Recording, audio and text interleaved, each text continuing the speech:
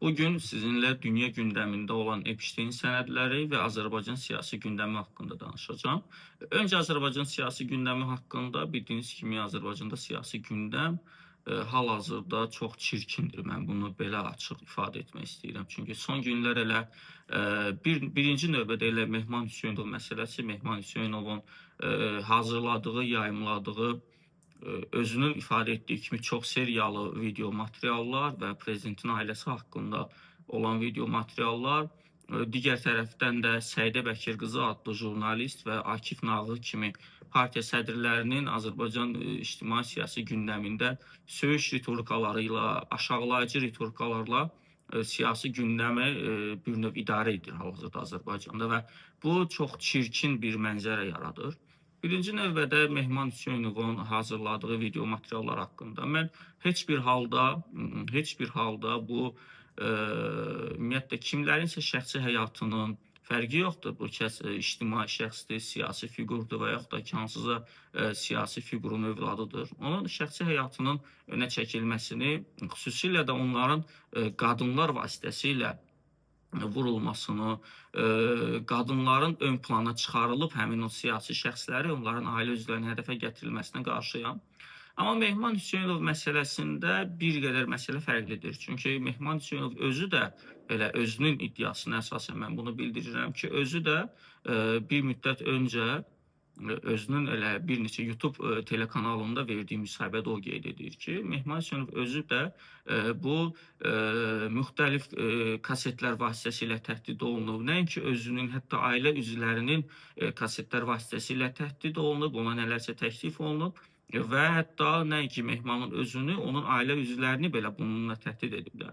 Doğrudur, Mehman Hüseynovun bu iddiaları öz təsdiqini tapmayıb, yəni dövlət orqanlarından heç birisi bu haqda bunu doğrulamayıb, amma təbii ki, təksib də edilməyib. Yəni, Mehman Hüseynovun iddiaları hal-hazırda göydədir. Buna inanan insanlar da var, təbii ki, inanmayan insanlar da ola bilər.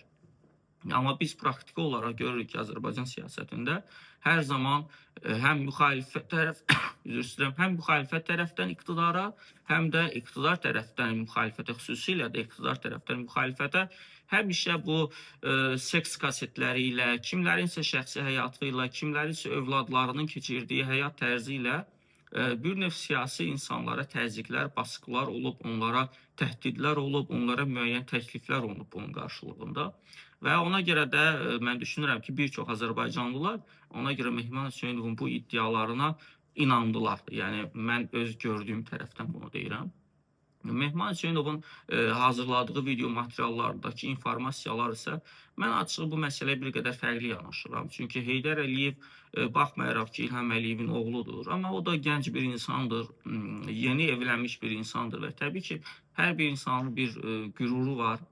Fərqi yoxdur hansı siyasi pozisiyadadır, fərqi yoxdur onun ailəsinin Azərbaycanda necə idarə etməsi və yaxud da ki, Azərbaycandakı korrupsiya halları, digər və s. və ilaxır məsələləri mən qoyuram bir qırağa.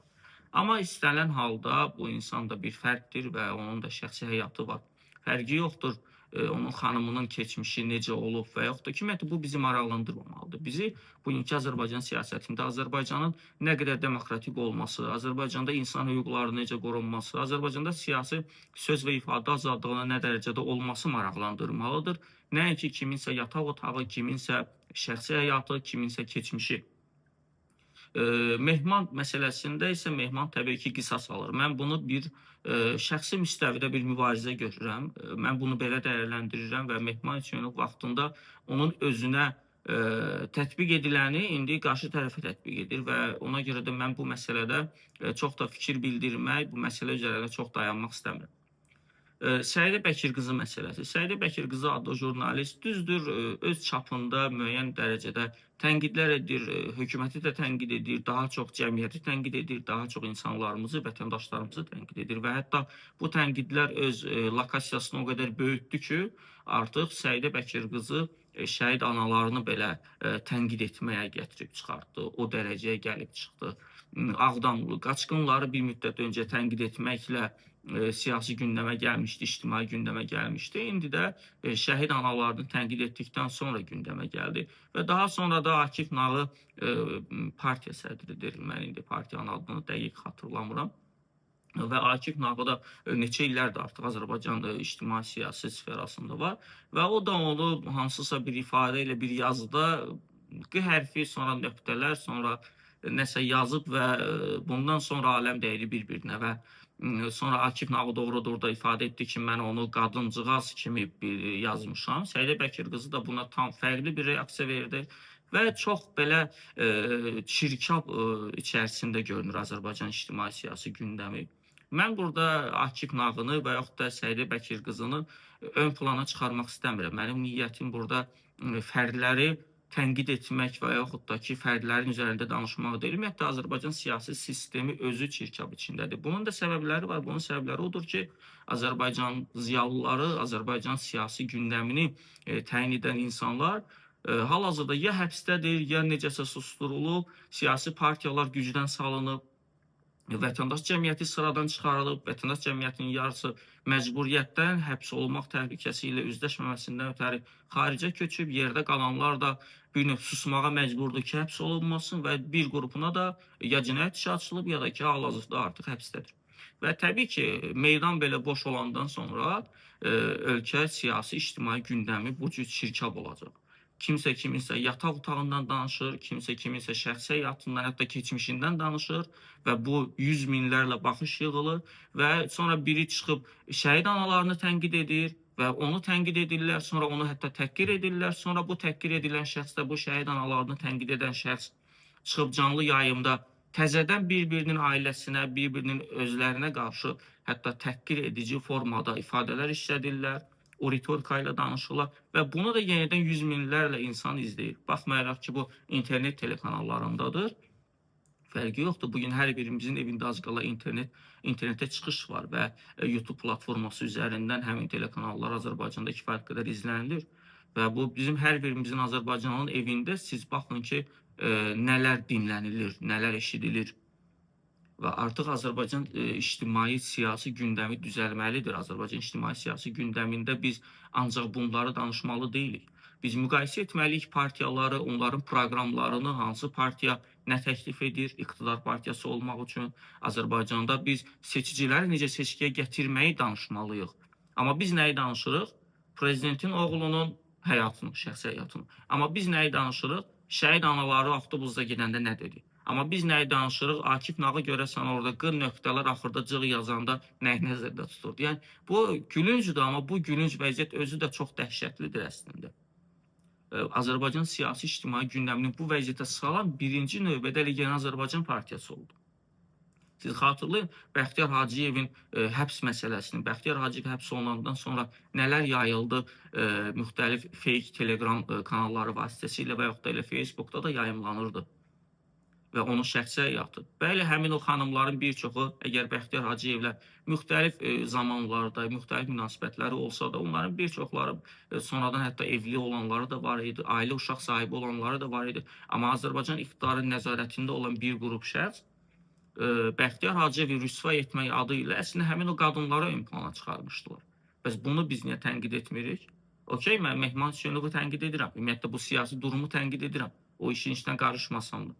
Çünki mənim üçün bayaq qeyd etdiyim kimi, Mehman Hüseynovun hal-hazırda yayımladığı kadrlar, bu video materiallar onun şəxsi mübarizəsidir. O öz qisasını alır. Amma Azərbaycan iqtidarı bunu başlayanlardan biri olub. Az qala müxalif camiyyənin, Cəmil Həsənlinin başına gətirilənlər, baxmayaraq ki, mən Cəmil Həsənlinin siyasi duruşunu, siyasi baxışlarını bir çox hallarda bəyənməsəm də, razılaşmasam da, amma ağıl yaşda kişinin qızının videoları ilə hətta onu gündəmə gətirmək doğru deyildi. Bəxtiyar Hacıyev məsələsi və daha nələr var. Ümumiyyətlə, daha neçə nəfərin başına gətirilib bunlar. Azərbaycan, Xədicə İsmail кейsi var. Hələ lap 2000-lərin ortalarında, 2010-ların əvvəllərində və digər məsələlər var ki, Lider televiziyasında hətta, indi artıq Lider televiziyası yoxdur, çıxıb canlı yayımda Hələ onda internetin mövcud, daha çox yayılmadığı vaxtlarda insanlar televiziya izləyirdi və Lider televiziyası həmin dövrlər ən çox izlənilən televiziyalardan biri idi, ən reytinqli televiziyalardan biri idi və Azərbaycan iqtidarı Xəlci İsmayılın kadrları müzakirə mövzusu kimi elə Lider TV-ni seçmişdi. Yaxşı, bunu deməyə başlayan kim olub? Azərbaycan iqtidarı. Və indi həmin o silahlar yönəlib Azərbaycan iqtidarının özünə doğru. Mən bunu yenə də şəxsi müstəvidə qeyd edirəm, qəbul edirəm, amma ümumilikdə bu situasiyanı qınayıram. Bu hal-hazırdakı gündəm bu olmamalıdır. Mən təkrar edirəm, siyasi partiyalar güclənməlidir.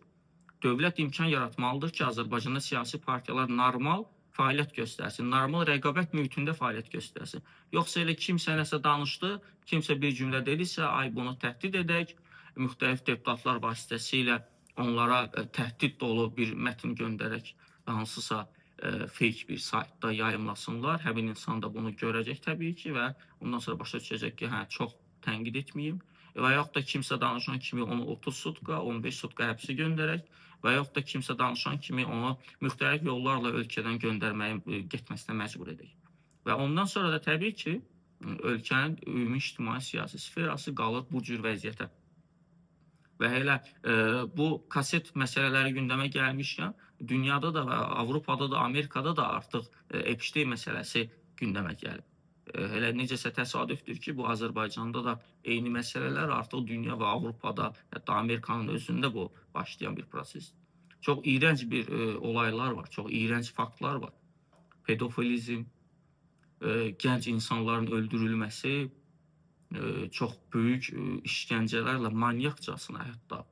Yəni, mənim ümumiyyətlə orada sənədlərdə yazılanlar, sənədlərdə göstərilənləri insan baxanda dəhşətə gəlir ki, həqiqətən də bizim illər ərzində çayxanalarda gedilən söhbət ölkəni bir qrup, dünyanı üzr istəyirəm, dünyanı bir qrup insan idarə edir. Bunu mason adlandıranlar var idi, hansısa bir şirkətlər adlandıranlar var idi və həmin o insanların çirkin əməlləri haqqında tez-tez biz zarafat yanı da olsa danışırdıq. Amma siz diqqət edin ki, sən demə bunlar artıq həqiqətə çevrilmiş və bunlar faktiki olaraq mövcud imiş. Və dünya indi düşən bu durumu çox acınacaqlıdır. Mən ümid edirəm ki, tez bir zamanda həm dünyada ictimai-siyasi gündəm, həm də bizim ölkəmizdə, Azərbaycanda ictimai-siyasi gündəm daha stabilləşəcək, daha normallaşacaq və normal siyasi rəqabət dolu bir ictimai gündəm görəcəyik.